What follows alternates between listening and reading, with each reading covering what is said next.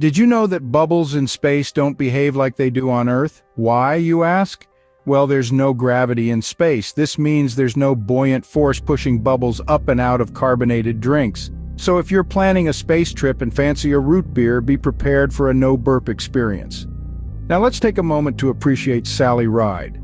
On June 18, 1983, she became the first American woman to venture into space aboard the Space Shuttle Challenger.